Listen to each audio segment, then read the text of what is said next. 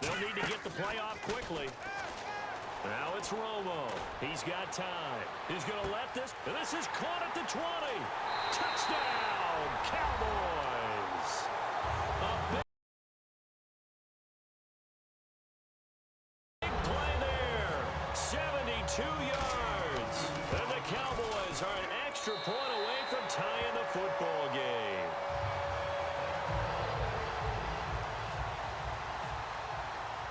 So a tie ball game here as the kick's away. Tyreek Hill on the return. And he'll take this one near the 25, call it the 26-yard line.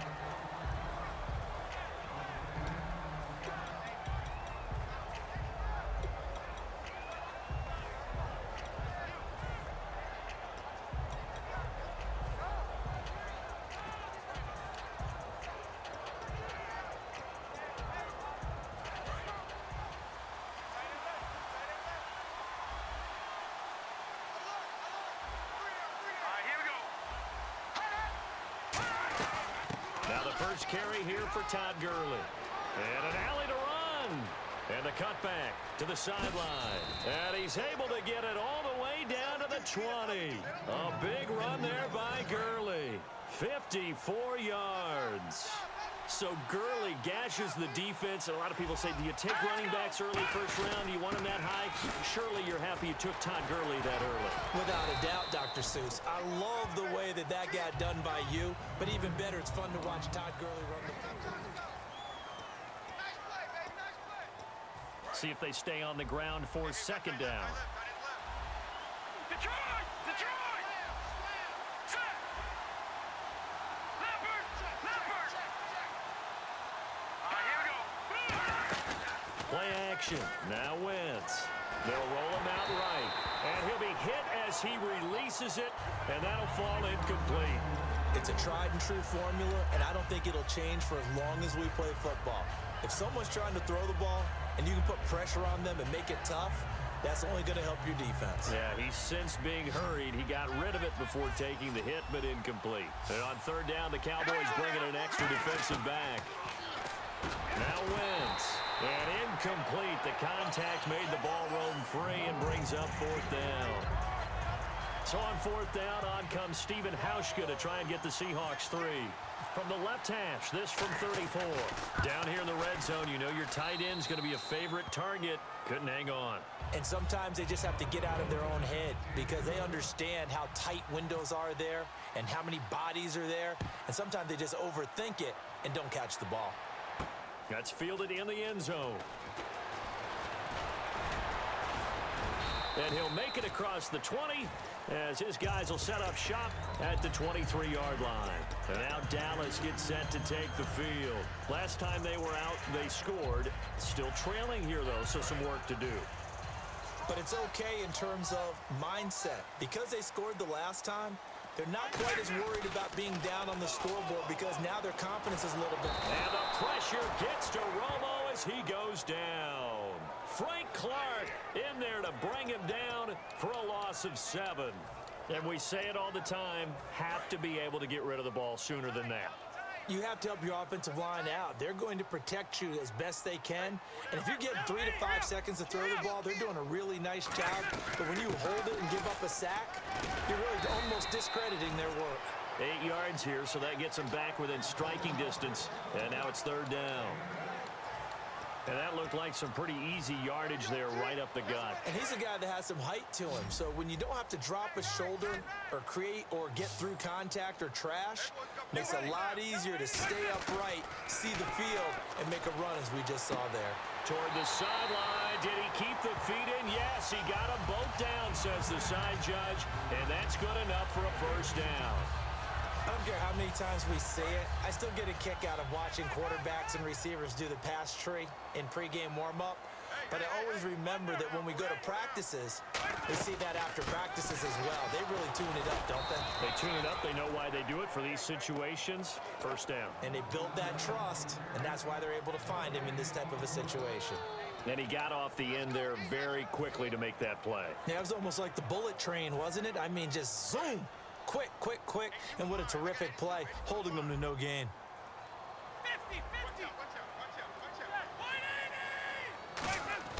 To throw on second down is Romo. Trying to force it to Hopkins, and it's intercepted. Picked off by Dayon Buchanan. And they are going to set up shop at the 40-yard line. The Seattle offense now set to come back out on the field. And they're not going to play this conservative, I don't think. They had the field goal last time, and they're up, but they're looking to put a drive in the end zone. Oh, I agree with you totally. No one goes out on the field and says, all right, let's just settle for 3, except in certain situations, trying to ice a game, that sort of deal. Most of the time, it's end zone, and that's what you're thinking, and I believe that's exactly what they're thinking as they begin this one. Yeah, no quarterback ever goes out there saying, hey, let's get 3, right? Not one that I've ever met. 20 yards on the pickup there. And that'll be good for a Seattle first down. They'll run it now out of the gun. And this one's going to go the wrong way. Losing yardage back at the 42. A minute 58 to go in this first half of play. We're back to Arlington right after this timeout. Watch it now, Marty. Detroit. All right, here we go. Green. On second down, here's Wentz. That's going to be knocked away and incomplete. Well, we're not playing 3 yards in the cloud of dust football anymore. I kind of get why those old school coaches sometimes didn't want to throw the football. Because if it's popped up in the air, it almost turns into slow motion. And both sides trying to get to the football, and you're holding your breath wondering whether it's going to go good or bad for your team. And they'll set up the screen to Gurley. And now a timeout called by the Cowboys defense. It's just their first, so they'll have 2 remaining here before we get to halftime.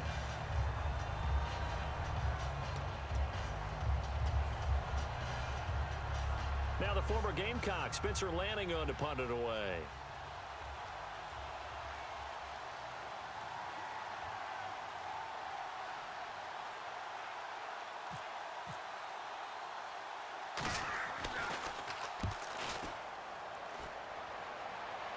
Fair catch called for and taken just inside the 10-yard line. No return, but it goes down as just a punt of 31 yards. And the Cowboys will take over the football with a 1st and 10. In not great starting field position here for the offense. Hey, get ready. Let's go. Under 10. Under 10. 10. They go back to the air here after the INT on the last drive. And this is incomplete.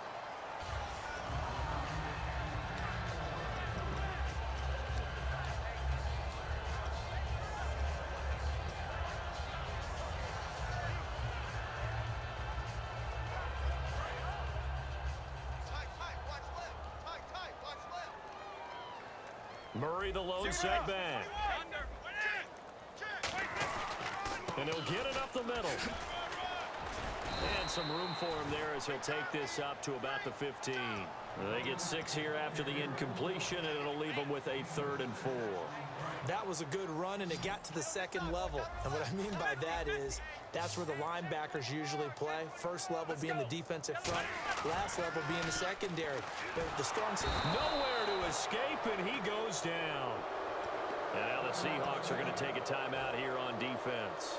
It's just their first, so they'll have 2 remaining here before we get to halftime.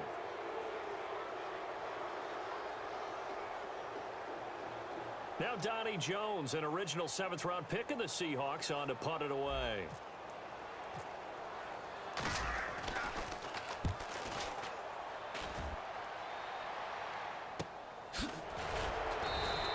So possession goes over here on the punt.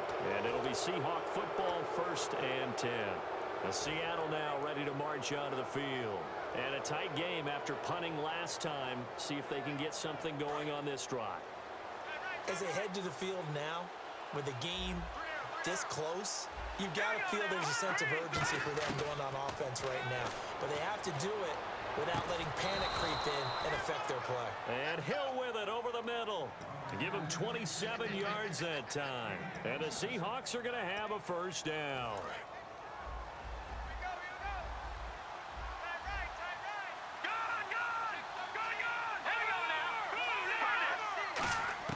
Throwing on first is Wentz. It's Hill, complete. A good pickup there, 8 yards on the 1st down completion. And, boy, they had high praise for this rookie receiver when we asked the coaches about him, didn't they? They certainly did, and obviously they liked his measurables. Otherwise, they wouldn't have brought him onto the team. Height, weight, speed, all of that. But how about what they really said? Competitiveness. That's what they really liked about him. The way he goes after the football, competes for it, and decides when it's in the air, it's his and only his. Throwing now is Wentz. Dancing to his left. And brought down, but not before they get it inside the 10 to the 7. Now hold everything here. We're going to get a timeout by the offense. So that means they're down to 1 remaining here as we head toward halftime. They come out 5 wide, 3 of them to the right side. From the gun, it's Wentz. Finding time. And no escaping this time as he'll go down. They got him for a sack. Now whistles come in. We're going to get a timeout here by the offense. And with halftime on the horizon, they'll be out of timeouts from here forward. So on second down, the field goal unit is on here as they try to get 3 before half. And Hauschka's kick is good. And the lead stretches to 6 here. It's 13-7. So they get the 3, increase their lead to close out the half. Excellent way to end a drive. Go into the locker room with a little bit of extra momentum after adding 3 to their total. Short kick. One of the up middle take it down.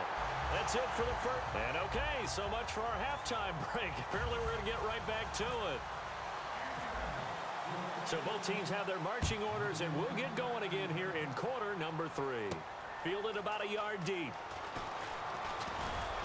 And he'll take this across the 25. Couple extra yards up to the 27-yard line. The Seattle now ready to march onto the field. They have the lead. Now they'll be looking to extend that lead.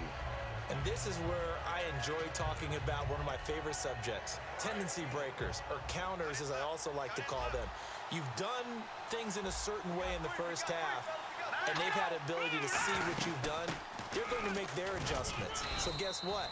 You adjust yourself and try and stay ahead of the pace because you are looking for some separation in this ball game. The adjustment to the adjustment. Without a doubt. Show them one thing, hit them with something else. And after the play on the ground, that brings up second down here. Here we go. Green. Again they run with Gurley. And this time he's not going anywhere. They'll get him down right at the line of scrimmage. Tackle made there by Nick Fairley. And they're going to speed things up here. Big boys down there in the trenches, and a nice play to stop them cold. Nothing there. Yeah, when you talk about big boys, you're talking about those defensive tackles, those nose tackles. They're not just big, they're immense. And what a big-time play there. So many times you hear today's NFL described as a space game. Get your best players into space with the football in their hands. That's why sometimes you just swing it out to your runner, get him out in the flat, and let him have a chance to make it. And no escaping this time as he'll go down. They got him for a sack. Sean Lee in there to sack him for a loss of 6.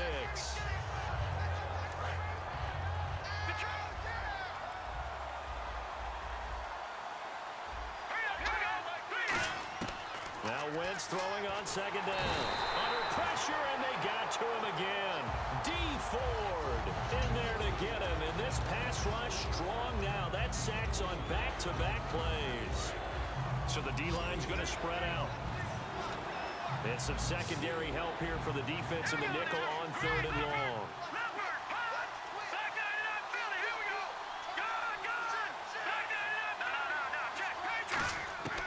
On third and long, it's Wentz. Pressure from his right, and he goes down hard, flat on his back. Von Miller in there to drop him yet again, and he must be shell-shocked back there. That's now back-to-back-to-back sacks, and it's fourth down.